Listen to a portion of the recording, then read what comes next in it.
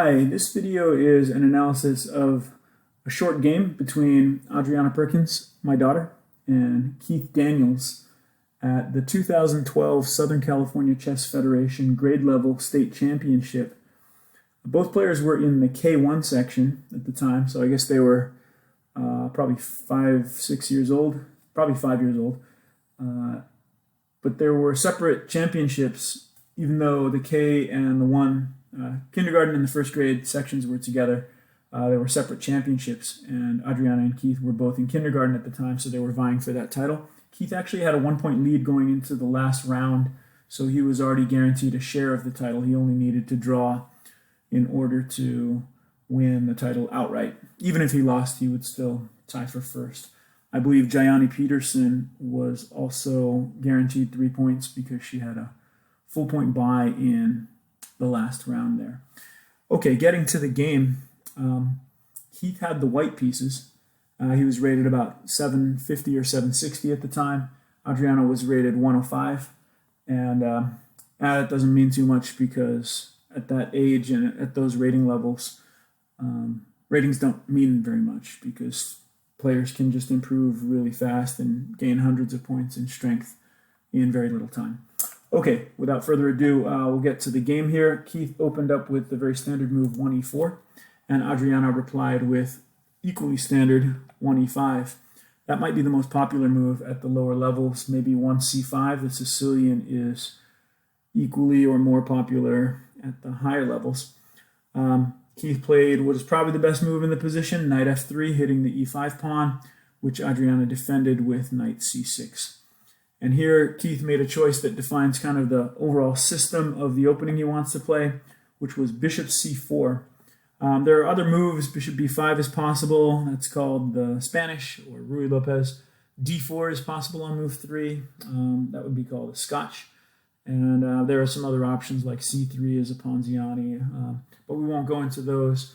I'll just point out that the two standard replies here from black to this bishop c4 move are knight f6, that's called the two knights defense, and bishop c5 by black, which is called the Gioco Piano or the Italian game.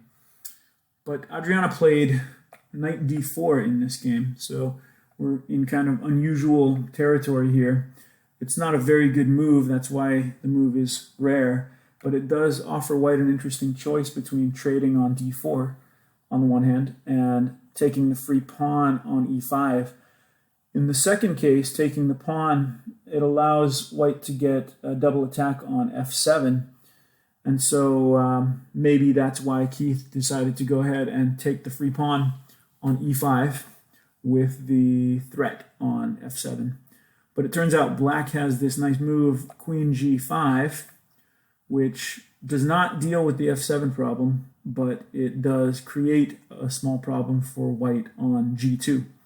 So maybe the calculation for white here was that if knight takes f7, which is what he ended up playing, and queen takes g2, that white would just go ahead and move his rook to f1.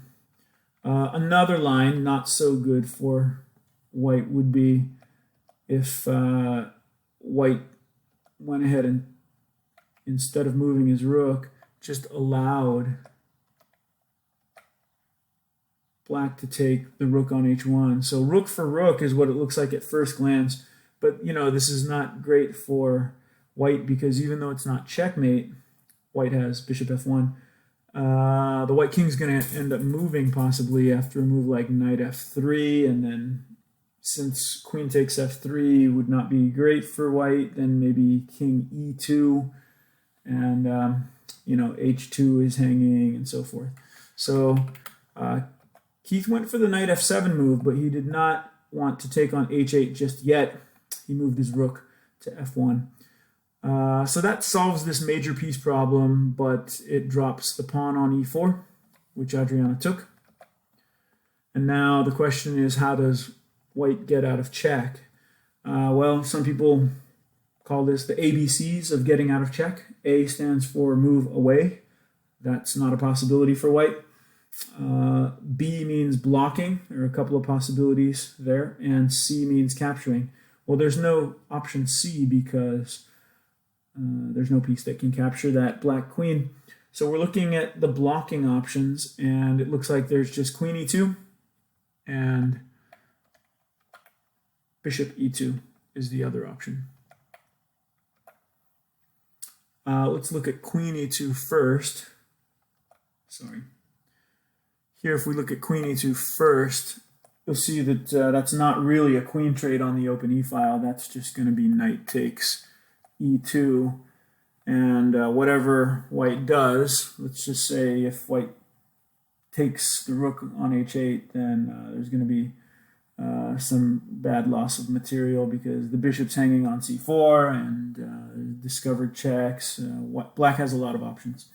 So losing the queen is not a great choice for white. So maybe bishop e2.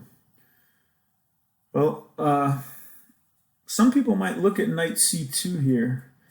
It's almost a smothered idea, except that it's not mate. It forces white to take on c2. So queen takes c2, queen takes c2. And obviously black is going to win this because even if white takes in the corner, not only does black get the bishop on c1, but with check, forcing bishop d1, and black takes on b2, and the rook on a1 is not long for this world. So, okay, back to this position. What else can happen after bishop e2? There actually is a nice check here, but it's not the most obvious one. So I'll pause for a second here and ask you to look at all the checks that are available in the position, and then we will continue.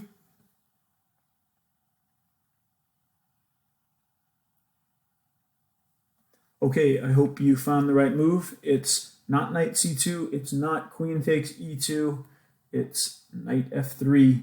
That f3 square is not really defended because the bishop on e2 is pinned on the open e-file. So this ends the game as checkmate, and Adriano won in order to tie Keith for first place and share the title of kindergarten state championship.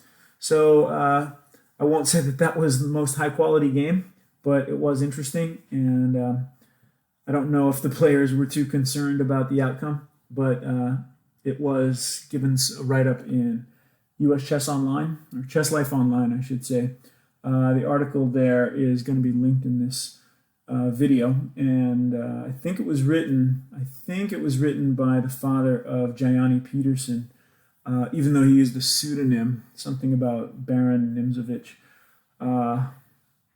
One kind of interesting piece of trivia is that that state championship had kind of an unusual occurrence of 4 siblings from the same family, the Peterson family, each winning their sections or tying for first in their sections for state championship.